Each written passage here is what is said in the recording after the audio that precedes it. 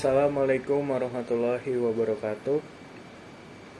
Kami dari kelompok 4 ingin mempresentasikan materi kami yaitu tentang perencanaan sumber daya informasi pada era pandemi. Sebelumnya, kami ingin memperkenalkan anggota kelompok kami. Yang pertama ada saya sendiri Ismail Abdullah dengan NIM 1912 000063. Raja Kevin Simanjuntak dengan NIM 1912 000039. Perkenalkan, nama saya Muhammad Akmal Gibran dengan NIM 1912 000040.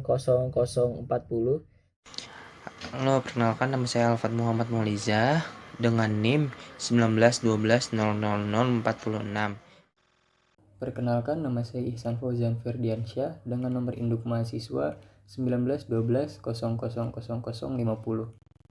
Perkenalkan, di sini saya Tajul Arifin dengan NIM 1912 000061. Saya Wildan Ahmad Sidiki dengan NIM 1912 000062. Ya, ini ada agenda materi yang akan disampaikan pada presentasi kali ini. Yang pertama ada mengapa disebut sumber daya, yang kedua ada definisi perencanaan sumber daya informasi, yang ketiga ada manfaat perencanaan sumber daya informasi, yang keempat ada proses perencanaan sumber daya informasi, yang kelima ada peran sistem informasi bagi perusahaan, yang keenam ada peran teknologi informasi bagi perusahaan, yang ketujuh ada aspek-aspek pengelolaan teknologi informasi bagi perusahaan, dan yang terakhir ada contoh kasus. Dan untuk pertama akan dijelaskan oleh Raja Kevin. Mengapa disebut sumber daya? Sumber daya mengikuti konsep manajemen strategik, khususnya mazhab teori Resource Based View atau RBV, yang meyakini bahwa suatu organisasi harus memiliki sumber daya dan kapabilitas untuk menjamin keberlangsungan hidup organisasionalnya. Sumber daya organisasi biasanya dibagi dengan beberapa kategori, di mana ada sumber daya keuangan, sumber daya manusia, sumber daya infrastruktur, dan juga sumber daya informasi. Perencanaan sumber daya informasi itu mencakup perencanaan teknologi informasi, di mana menyelaraskan strategi bisnis dan strategi teknologi informasi untuk mendapatkan suatu nilai dari organisasi dan juga dari segi unggul kompetitifnya. Dan juga ada sistem informasi, di mana proses ide portofolio dari aplikasi sistem informasi berbasis komputer itu mendukung suatu organisasi untuk menyelesaikan rencana bisnis dan juga menyelesaikan tujuan bisnisnya. Jadi, mengapa sumber daya informasi itu termasuk sumber daya? Karena suatu organisasi atau perusahaan itu memerlukan sumber daya informasi untuk mendapatkan nilai atau inovasi di dalam organisasi tersebut agar dapat menjamin keberlangsungan hidup organisasi atau perusahaan tersebut. Terima kasih. Saya ingin melanjutkan membaca presentasi dari kelompok 4. Definisi perencanaan sumber daya informasi. Perencanaan sumber daya informasi atau kita singkat sebagai SDI berarti membuat rencana sumber daya informasi yang selaras dengan strategi bisnis organisasi saat ini serta visinya untuk masa depan. Sumber daya informasi atau SDI menjadi salah satu peranan penting dalam perkembangan teknologi informasi. Sistem informasi pun harus terintegrasi dengan baik agar pengguna dapat menggunakan sistem informasi secara maksimal. Manajemen sumber daya informasi, Information Resource Management atau kita singkat sebagai IRM, menjadi salah satu solusi yang dapat kita berikan. Manajemen sumber daya informasi yang dilaksanakan dalam rangka mengoptimalkan pemanfaatan sumber daya informasi secara efektif dan efisien agar perusahaan yang bersangkutan mampu mewujudkan strategi-strateginya dan mempertahankan keunggulan daya saingnya. Ini saya akan membacakan materi tentang manfaat perencanaan sumber daya informasi. Yang pertama, memberikan pemahaman yang sama antara perencanaan bisnis dan perencanaan IT dalam pengambilan keputusan. Yang kedua, menyelaraskan TI atau SI dengan tujuan bisnis organisasinya. Kenapa sih SI dan TI harus sama atau menyelaraskan? Karena jika salah satu di antara TI atau SI lebih maju atau lebih difokuskan, perusahaan akan lebih susah mencapai tujuan bisnis organisasinya. Contohnya, jika suatu perusahaan terlalu fokus tentang pengembangan TI-nya, terus TI dikembangin terus, tetapi perusahaan tersebut tidak memikirkan sistem informasinya, maka produk yang akan dijual oleh perusahaan akan susah laku di pasar karena perusahaan tidak meriset terlebih dahulu apa yang diinginkan oleh konsumen. Yang ketiga, menjadi dasar penyeimbang di organisasi antara pembakuan yang biasanya kaku dan kelincahan atau improvisasi di lapangan. Dalam perencanaan SDI atau perencanaan sumber daya informasi, pembakuan atau improvisasi di lapangan diperlukan penyeimbang dikarenakan pembakuan yang biasanya direncanakan di awal, udah direncanakan sedemikian rupa, akan sangat berbeda di lapangan, maka diperlukanlah kelincahan atau improvisasi di lapangan. Yang keempat, menjadi patokan untuk menetapkan besarnya investasi TI. Pada kesempatan kali ini, saya akan menjelaskan tentang proses perencanaan sumber daya informasi. Proses perencanaan sumber daya informasi ini memiliki sebuah siklus yang dapat kita sebut dengan siklus PDCA.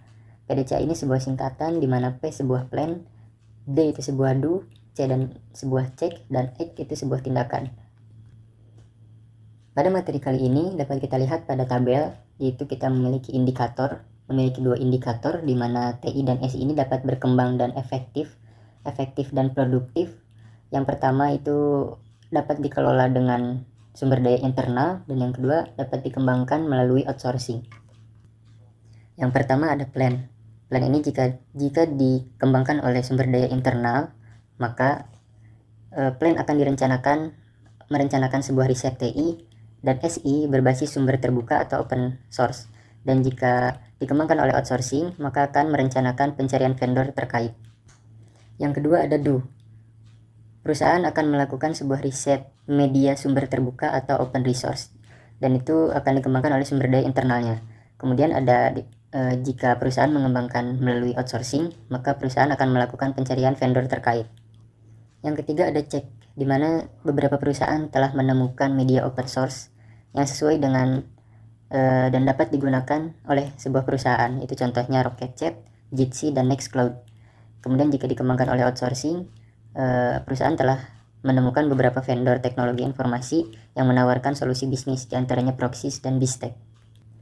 Kemudian ada ACT. ACT ini sebuah keputusan di mana telah melakukan 3 fase, dan di sini biasanya hasil telah diterima oleh manajemen, namun akan dilakukan sebuah evaluasi untuk jangka ke depannya. Informasi bagi suatu perusahaan. Yang pertama di sini yaitu ada meningkatkan akurasi data. Dengan adanya sistem informasi bagi suatu perusahaan, ini akan memudahkan perusahaan tersebut untuk menargetkan sesuatu atau membuat sesuatu yang diperoleh datanya dari informasi-informasi yang telah ada. Yang kedua di sini itu memudahkan koordinasi divisi. Di sini maksudnya sistem informasi ini berguna untuk mengetahui apa saja yang biasa dilakukan oleh suatu divisi, sehingga nanti perusahaan dapat mengkoordinasikannya dengan tepat. Ketiga di sini memperbaiki kualitas sumber daya manusia. Di sini maksudnya dengan adanya sistem informasi ini berguna untuk perusahaan dapat melatih atau mengembangkan sumber daya manusia yang dimiliki perusahaan tersebut karena telah memiliki data-data dari sumber daya manusia yang bekerja di tempat tersebut. Yang terakhir di sini ada mengurangi biaya operasional. Di sini maksudnya dengan adanya sistem informasi ini berguna bagi perusahaan karena perusahaan jadi tidak perlu membuang uang untuk membeli barang yang tidak dibutuhkan. Karena di sini pasti perusahaan memperoleh informasi-informasi barang apa saja yang diperlukan untuk perusahaan tersebut. Selanjutnya saya akan bahas peran teknologi informasi bagi perusahaan. Yang pertama itu ada meningkatkan pemasaran. Tentunya kita ketahui perusahaan itu pasti punya produk, punya barang dan jasa yang telah dia buat atau dia telah produksi sebelumnya. Dengan perusahaan memanfaatkan teknologi informasi ini, dia ingin mencapai target penjualannya sehingga pemasarannya semakin meningkat, apalagi seperti sekarang era pandemi ini semakin sulit untuk tentunya meningkatkan pemasaran. Dengan begitu perusahaan ini kunci utamanya harus memanfaatkan teknologi informasi. Selanjutnya yang kedua itu ada membangun komunikasi. Seperti yang kita ketahui, tentunya membangun komunikasi itu sangat sulit buat perusahaan, apalagi seperti sekarang pandemi ini dengan adanya pembatasan sosial, mobilitas dibatasin, kita harus bekerja dari rumah, work from home. Dengan memanfaatkan teknologi informasi, tentunya kita bisa membangun komunikasi dan tidak ada kesalahpahaman komunikasi antara satu dengan yang lainnya. Yang ketiga ada otomatisasi proses. Otomatisasi proses ini adalah sebuah cara atau proses penggunaan sebuah mesin, sistem kontrol ataupun sebuah teknologi informasi untuk dapat mengoptimalkan proses produksi ataupun sistem pengiriman barang dan jasa. Selanjutnya ada melindungi informasi penting. Yang kita ketahui adanya pandemi ini banyak sekali kasus kebobolan data, kebocoran data, ataupun dari segi keamanannya itu sangat rentan untuk dibocorkan ataupun dibobol oleh pihak yang tidak bertanggung jawab. Dengan kita memanfaatkan teknologi informasi yang benar dan baik, tentunya sistem keamanan kita, apalagi informasi kita, pasti terlindungi oleh teknologi informasi. Selanjutnya yang terakhir itu menjaga ketersediaan informasi. Seperti yang kita ketahui, dengan adanya pandemi sekarang ini, kita harus memperbanyak informasi, harus terus menggali informasi dari mana saja agar informasi itu selalu tersedia buat kedepannya. Jadi tidak lagi kebingungan harus mencari informasi dari mana. Perusahaan tuh harus lebih tahu visi misi tujuan dia ke depannya gimana. Apalagi sekarang pandemi ini sangat sulit, maka dari itu perusahaan harus memanfaatkan teknologi informasi agar selalu informasinya tersedia buat jangka panjang. Ya, yang selanjutnya ada aspek teknologi dalam perusahaan. Beberapa perusahaan atau pemilik bisnis sedang menghadapi masa-masa sulit karena adanya pandemi COVID-19. Karena dengan adanya pandemi, aktivitas fisik di luar rumah banyak terhambat, seperti adanya social distancing dan lain-lain. Hal itu membuat perusahaan harus mencari solusi jalan keluar yang terbaik, dan salah satunya adalah melalui penggunaan teknologi dan sistem informasi. Perusahaan dihadapi oleh dua pilihan penggunaan teknologi dan sistem informasi yang diperlukan. Pilihan itu antara lain adalah memilih teknologi dan sistem informasi yang efektif dan produktif dengan harga relatif lebih murah, namun harus dikelola sendiri dengan sumber daya internal yang ada. Atau yang kedua, memilih teknologi dan sistem informasi yang efektif dan produktif dengan bantuan outsourcing, seperti vendor dan lain-lain, yang kualitasnya sudah terbukti, namun dengan harga yang mahal. Semua itu kembali lagi kepada tujuan dan kemampuan perusahaan masing-masing.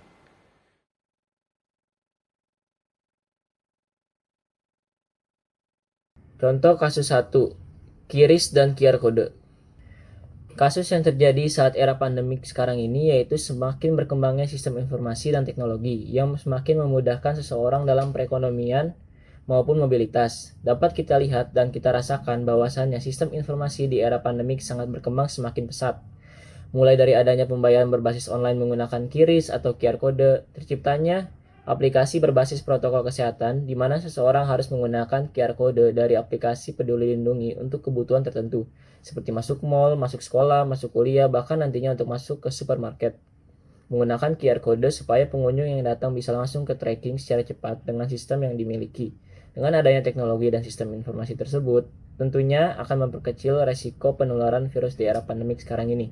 Salah satu dampak positif dari adanya QRIS dan QR Code ini yaitu mempercepat pembayaran dan transaksi sehingga dapat mengurangi kerumunan dan penularan pada saat proses pembayaran. Kali ini saya akan membacakan contoh kasus 2, Zoom dan Google Meet sebagai pemenuh kebutuhan SDI dan SDM saat pandemi.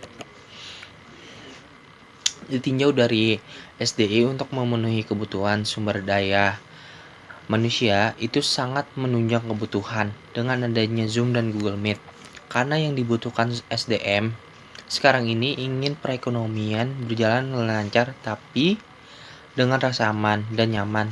Jadi tidak takut tertular atau terpapar dari terpapar virus corona, atau kita sebut saja dengan WFA atau work from home. Sebab di era pandemi sekarang ini tidak diperbolehkan adanya WFO atau work from office kecuali di sektor non esensial. Pastinya bakal memberikan rasa aman, nyaman, serta mobilitas tetap bisa beraktivitas. Tidak takut terpapar dari virus. SDM-nya juga tetap bisa mobilitas, tetap bisa beraktivitas dan berkarya, serta bisa memajukan perusahaan dengan aman dan lain-lain. Walaupun mungkin hanya sekitar 45% efektivitasnya dari inovasi yang dilakukan, dan perkantoran bisa tetap berjalan, sehingga tentu bisa menghasilkan keuntungan walaupun hanya bekerja di rumah saja. Perbedaan Zoom dan Google Meet. Nah, yang pertama ini, apa sih perbedaan Zoom dan Google Meet? Yang pertama, ukuran dari konversi video. Banyak orang yang mengatakan jika Google Meet dinilai lebih cocok untuk melakukan rapat dalam waktu yang cepat, sedangkan Zoom lebih ditunjukkan untuk mengadakan dengan jumlah yang banyak, gitu. Terus yang kedua, antarmuka yang mudah ditemukan. Google Meet memiliki penampilan antarmuka yang berantakan dibanding dengan Zoom. Para pengguna awam yang pertama kali mungkin akan merasa kebingungan dengan fitur-fitur dari Google Meet tersebut. Nah, terus yang ketiga, kemampuan durasi merekam. Dalam durasi merekam, biasanya Google Meet lebih panjang dibandingkan dengan Zoom. Aplikasi Google Meet menyediakan waktu sesi konferensi video itu 60 menit, sedangkan Zoom hanya 40 menit saja. Kecuali Zoom itu jika kita berbayar akan akan unlimited. Jadi terserah, bahkan bisa melewati 40 menit itu. Sedang fitur berbayar itu banyak sekali kekurangan yang di Zoom itu, bahkan bisa saat dosen menerangkan tiba-tiba langsung mati karena tidak adanya tidak melakukan, karena periode Zoom itu gratis gitu. Jadi menurut kelompok kami, sumber daya informasi pada era pandemi ini sangat menunjang kebutuhan bagi perekonomian, pelajaran, serta mobilitas yang terjadi di Indonesia. Dengan berbagai pertimbangan dan perencanaan yang matang, sumber daya informasi dapat menunjang segala aspek, termasuk dapat memutus rantai penyebaran COVID-19 ini. Sekian dari kelompok kami. Mohon maaf jika ada kata-kata yang salah. Terima kasih.